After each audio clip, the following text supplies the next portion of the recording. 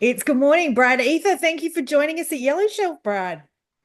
Thanks for having us, Joanna. My pleasure. Congrats on your podcast. You've been podcasting now for a while. It's a monthly podcast, Selling's Creative Podcast. Brad, tell us all about it. What do we need to know? Well, it's called Selling's Creative Podcast. I speak, the audience is sellers, it's business owners, but the podcast primarily, it's probably more about people within organizations, people doing interesting things. It's about collaboration, how sellers and marketing teams can work closer together. And it's about exposing sellers to new ways of thinking about selling in a digital age where traditionally sellers have been out, on walking around, having chats with people face to face. They've been calling people. Now we're in a world where we have access to digital tools. So it's about how we can translate those skill sets, traditional skill sets of selling, into a digital world, I suppose. Yeah.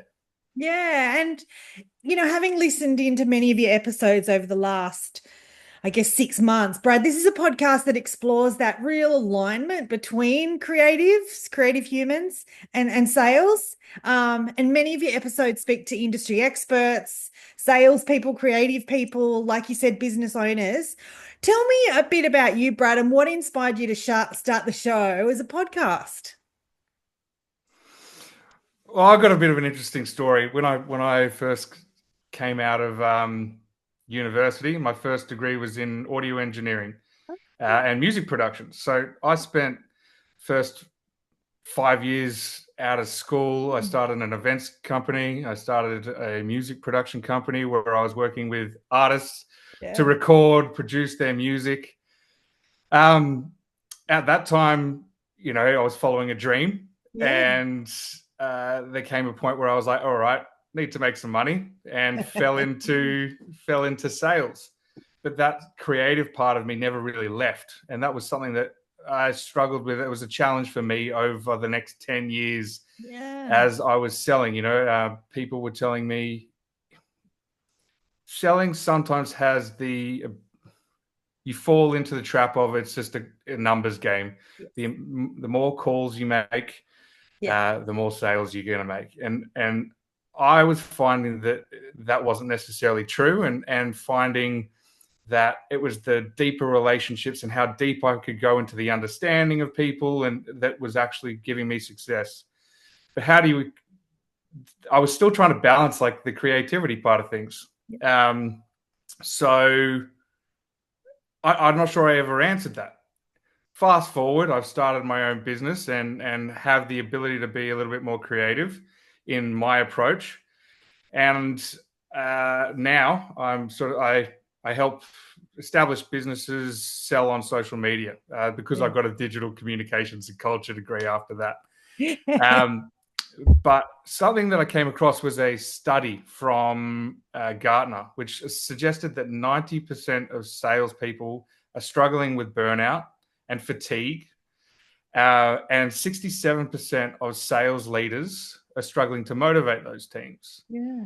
So that made me think, okay, what's motivated me in the past? And creativity's always motivated me. And so I decided that this was a great topic to explore, to figure out maybe the answer between sales, motivation, how to apply creativity to, um, you know, have more fun at work, I suppose, and those Yeah. kinds of things. So we explore everything. But that was sort of the inception of the podcast.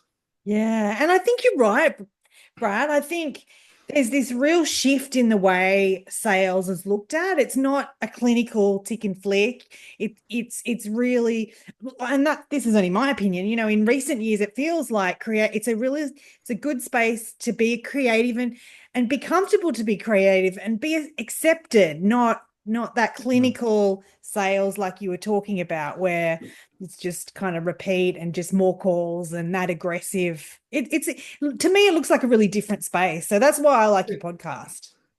Yeah.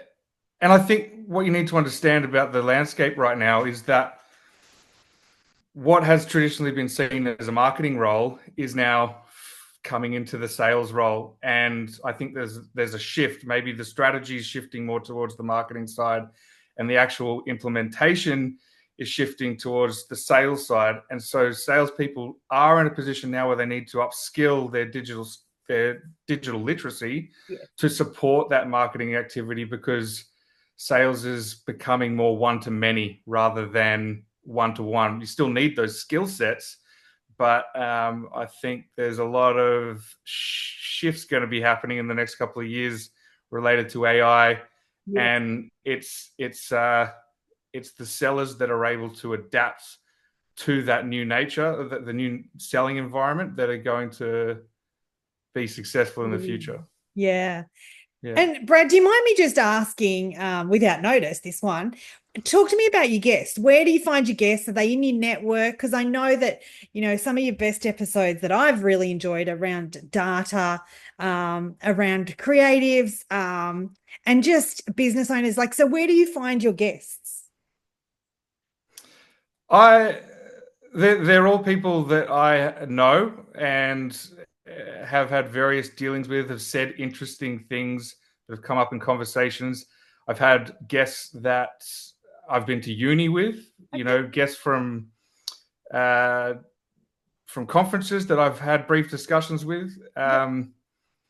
Yeah, usually for me, I mean, bringing it back to the selling piece, but I use my podcast as a resource for the people that I work with. So Right. if I hear an interesting angle and someone wants to talk about what they're doing, I want to explore that, and Great. I like the format of a podcast because it's more formalized, Yes. and and I feel like I'm creating a resource that people can tap into to broaden out their understanding of what selling is, or Yeah. potentially just a different way of thinking. Like I said, yeah. Yeah. So I've I've published 7 episodes. There's definitely more to come. Yeah.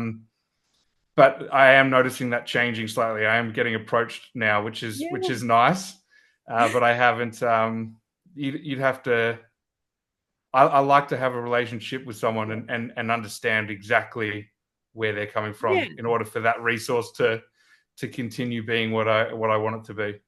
Yeah, and I think that's really important to have alignment to know what you want to share and obviously what your audience may want to engage in. Brad, where do we connect with you? If we're curious, if we're watching, if we're curious, where do we find you on socials? How do we connect to the podcast?